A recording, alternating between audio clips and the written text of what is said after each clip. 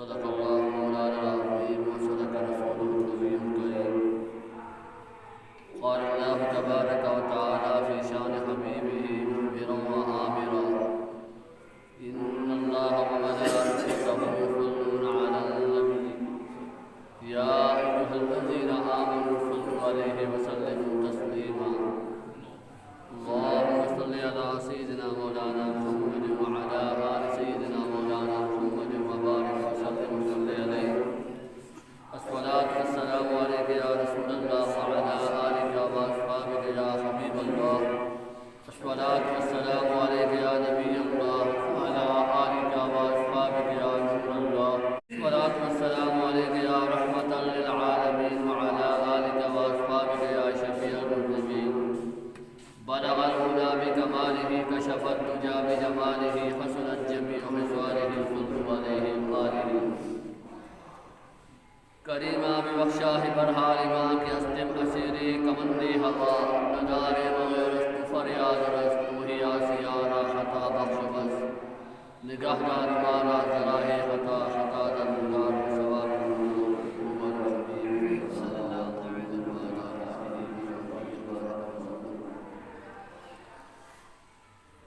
امام الانبیاء صلی اللہ تعالی علیہ وآلہ وسلم کے غلاموں آقا کریم علیہ السلام کی ذات والا صفات پر درود و سلام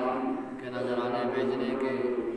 فضائل و کمالات فضائل و برکات جب جاگا ہے حدیث مبارکہ کا مفہوم جو امتی آقا نامدار صلی اللہ علیہ وسلم کی ذات مبارکہ پر صبح و شام 10 مرتبہ درود پاک پڑھتا ہے کل بروز قیامت آقا کریم علیہ السلام اس کی شفاعت فرمائے۔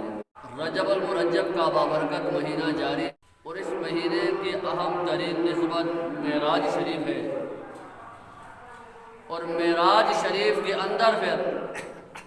اللہ رب العالمین نے اپنے محبوب علیہ السلام کو جو اتنا بڑا شرف عطا فرمایا معراج کا، اپنے دیدار کا، اپنی زیارت کا، اس کے اندر اللہ رب العالمین نے محبوب علیہ السلام کو جو اہم ترین تحفہ امت کے لیے عطا فرمایا وہ نماز ہے۔ تمام انبیاء و مرسلین کو اللہ تعالیٰ نے نعمتیں عطا کی، ان پر احکامات لاگو ہوئے زمین کے اوپر۔ امام الانبیاء علیہ السلام پر امت کے لیے جتنے بھی احکامات باقی فرائض قرار دیے گئے زمین پر، مگر نماز وہ اہم ترین تحفہ اللہ رب العالمین نے معراج کی رات اپنے پیارے پاک پیغمبر جناب محمد رسول اللہ صلی اللہ تعالی علیہ وآلہ وسلم کو ساتوں آسمانوں سے اوپر بلا کر،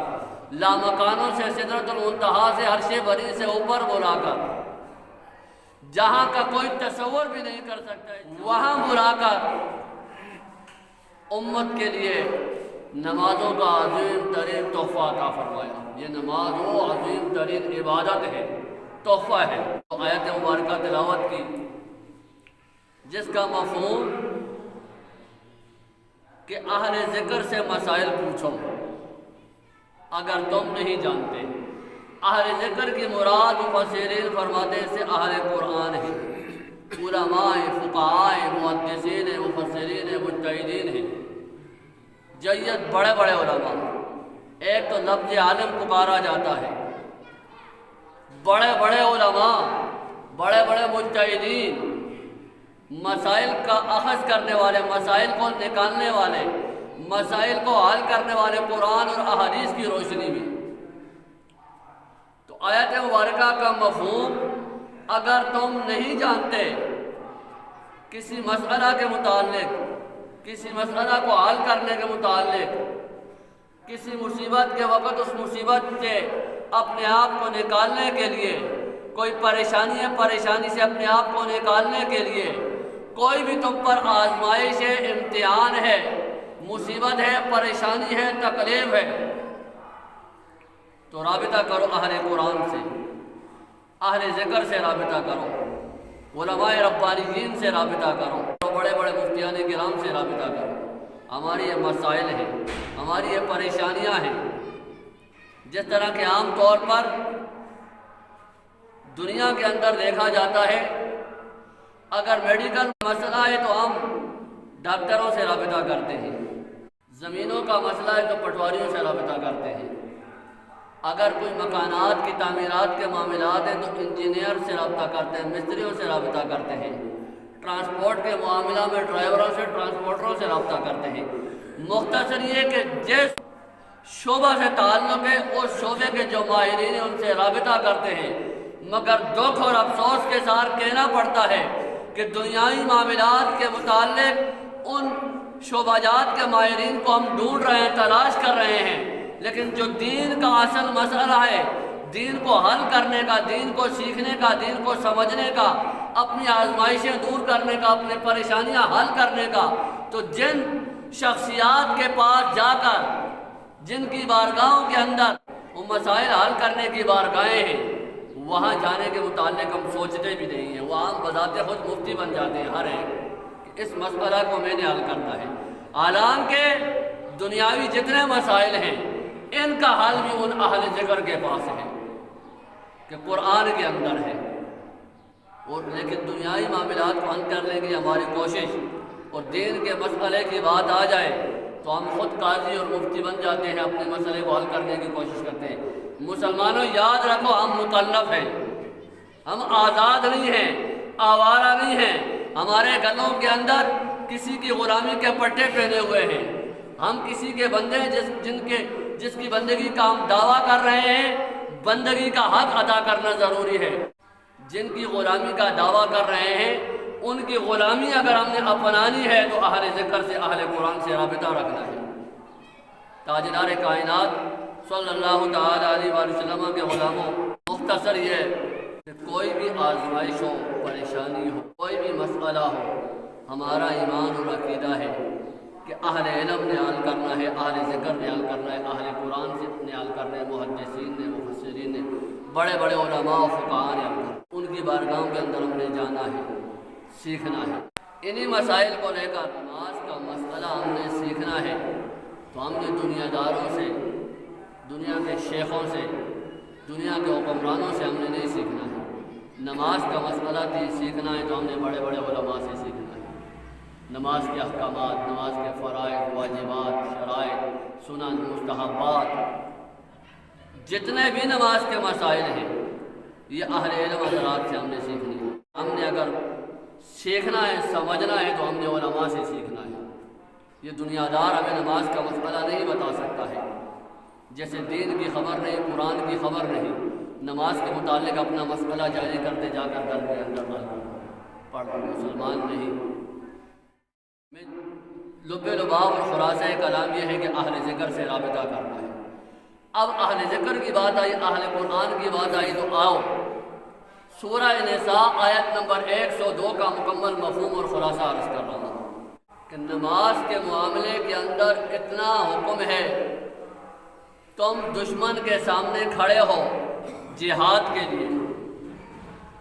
دشمن کے مقابلے کے اندر ہو، سامنے یقینی طور پر موت نظر آ رہی ہے، جب سامنے دشمن ہے، اسلحہ لیس کیا ہوا ہے، اسلحہ اس کے پاس ہے، مکمل طور پر وہ ایکٹیو کھڑا ہے تم پر گولی چلانے کے لیے، مشین چلانے کے لیے، وہ آپ کسی صورت میں نہیں کر رہا ہے، اور یہاں تمہارے پاس نماز کا وقت بھی ہو چکا ہے، بات سننے کی اور سمجھنے کی ہے، اب کیا کرنا ہے؟ سورہ نساء آیت نمبر 102 کسی بھی مفسر کی تفسیر پڑھ سکتے ہو جس کا مفہوم ہے۔ اس سورت کے اندر صرف نماز کی بات نہیں ہے، جماعت کا معاملہ ہے، تو اب یہ نہیں کہ آپ میں سے ایک نماز پڑھ لے آ جائے، دوسرا نماز پڑھ لے آ جائے، باقی دشمن کے سامنے کھڑے ہیں۔ یہاں پر مفسرین نے جو وضاحت کی ہے کہ تم اپنے آپ کو تقسیم کر لو، گویا دو حصوں کے اندر، سامنے دشمن کھڑا ہے اور یہاں تم ہو اور جماعت کا وقت ہے، اپنے آپ کو دو حصوں میں تقسیم کر لو اور جماعت کھڑی کر لے،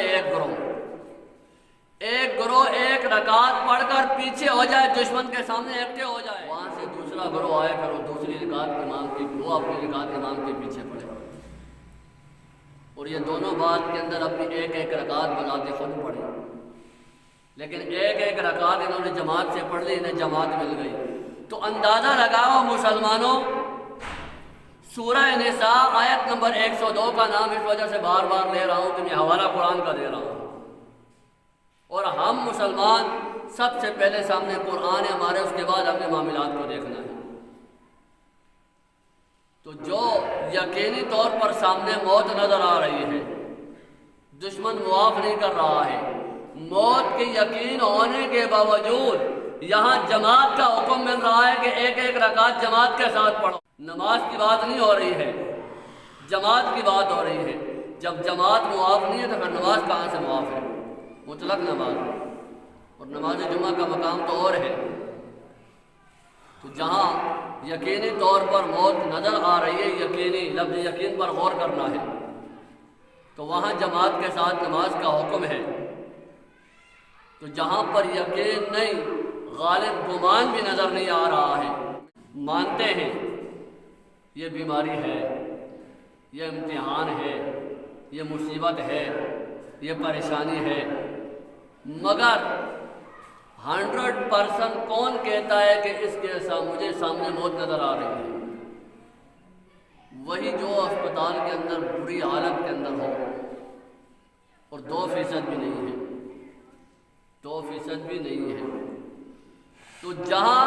یقینی طور پر سامنے دشمن موت نظر آ رہی ہے، وہاں جماعت معاف نہیں ہے۔ جہاں غالب گمان بھی نہیں ہے، سامنے موت نظر ہی نہیں آ رہی ہے،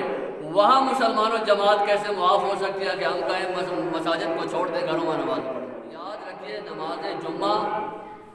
معاف نہیں ہے شرعی عذر کے بغیر، اور شرعی عذر یہ نہیں ہے۔ جماعت کی نماز شرعی عذر کے بغیر معاف نہیں ہے، اور یہ شرعی عذر نہیں ہے، بلکہ اسے اس طرح سمجھنے کی کوشش کیجیے، مسلمانوں جتنی بڑی بیماری آتی ہے بندہ بڑے ڈاکٹر سے رابطہ کرتا ہے، لیکن حقیقی طور پر ہر مسئلے کو حل کرنے والی ذات حقیقت کے اندر کون سی ہے؟ یہ دنیاوی ڈاکٹر، انجینئر وغیرہ وغیرہ جتنے شعبجات ہیں، یہ تو مجاز ہیں، یہ تو ذرائع اسباب ہیں۔ حقیقت کے اندر اگر شفا دینے والی ذات ہے، رزق دینے والی ذات ہے، اللہ رب العالمین کی ذات ہے، تو اللہ رب العالمین کی ذات سے مانگنے کا در کون سا ہے؟ اللہ رب العالمین کے گھروں کو ہم چھوڑ دیں گے تو کہاں جائیں گے جہاں سے ہمیں کچھ مل رہا ہے؟ تو مسلمانوں یاد رکھو، ایک دور تھا آزمائش، امتحان، پریشانی آ جاتی تو بندہ سجدے پر سجدے کرتا، چلی جاتی تو پھر بھاگ جاتا، وہ تو اپنی جگہ بات ہے۔ اب تو ایسا دور کہ اب آزمائش اور امتحان آئے تو بجائے مانگنے کے اس وقت بھی بندہ بھاگ جائے، یہ بڑے دکھ کی بات ہے۔ ہم یقیناً ان تمام اصولوں کو اپنانے والے ہیں، ہمارا ایمان اور عقیدہ ہے جو شریعت کو فالو کرے، چاہے ہمارے ملکی قوانین ہوں یا غیر ملکی قوانین ہوں، اصول ہوں، جو بھی ہوں، جو شریعت کو فالو کر رہے ہیں، شریعت کے اندر آ رہے ہیں، شریعت سے ٹکرا نہیں رہے ہیں، ہم ان تمام کو ماننے کے لیے تیار کیا ہے، ہم مان رہے ہیں، کیونکہ ہمارا تعلق عالم اسلام کی انٹرنیشنل تنظیم دعوت اسلامی سے ہے الحمدللہ، اور دعوت اسلامی وہ تنظیم ہے کہ سب مان رہے ہیں کہ دعوت اسلامی کے اندر کچھ ہے۔ اسی وجہ سے کل صدر پاکستان عارف علوی نے دعوت اسلامی کے عظیم ترین ترجمان حاجی عبدالحبیب اتاری ملک پاکستان کے صدر نے کل کال کی کہ آپ کی جو خدمات ہیں بہت زیادہ ہیں، اس سلسلہ کے اندر ہمیں آپ کے تعاون کی اشد ضرورت ہے، آپ کے ساتھ بہت زیادہ نوجوان ہیں، تو احتیاطی تدابیر کے ساتھ ہمارے ساتھ تعاون فرمائیں۔ تو یقیناً دعوت اسلامی کے اندر کچھ ہے تو کوئی ڈائریکٹ رابطہ کر رہا ہے، تو ہمارا تعلق دعوت اسلامی سے ہے، اور دعوت اسلامی ہو یا دیگر علماء اہل سنت، ہمارا نظریہ، ہمارا ایمان، ہمارا عقیدہ کہ ہم ان تمام ملکی غیر ملکی اصولوں قانونوں کو اپنانے والے ہیں جو شریعت کے تابع ہیں، جو شریعت سے ٹکرائیں ہم کسی صورت میں مان نہیں رہے ہیں۔ تو لہذا جو جماعت کا مسئلہ ہے، جمعہ کا مسئلہ ہے، ملک پاکستان کے اندر تو خیر یہ بات نہیں ہے، بیرونی ممالک کے اندر نام نہاد دین والوں نے جماعتیں بند کر دی، جمعے بند کر رہے ہیں، کہہ رہے ہیں کہ ہم مسلمان ہیں، یقینی طور پر موت نظر آ رہی ہو، اس صورت کے اندر جب جماعت معاف نہیں ہے تو پھر یہ جو بیماری ہے اس کے اندر تو سامنے گمان بھی نظر نہیں آ رہا ہے الحمدللہ، تو لہٰذا یہ معاف نہیں ہے۔ انبیاء علیہ الصلوۃ والسلام کے غلاموں، اپنی جماعتوں کی پابندی کیجیے، نمازوں کی پابندی کیجیے، اسی بارگاہ کے اندر آئیے، گڑ گڑائیے، اپنے اعمال جو گناہوں کے ہو چکے ہیں توبہ اور استغفار کیجیے، بارگاہ رب العالمین سے شفا مانگیے، اللہ رب العالمین سے دنیا و آخرت کے اندر جو جائز امیدیں ہیں، جائز خواہشیں ہیں، دعائیں ہیں، وہ مانگنے کی کوشش کیجیے، سمجھیے، عمل کرنے کی کوشش کیجیے۔ اللہ رب العالمین کی بارگاہ کے اندر دعائیں مالک کائنات دین اسلام کو سیکھنے، سکھانے، سمجھنے، عمل کرنے کی توفیق عطا فرمائے۔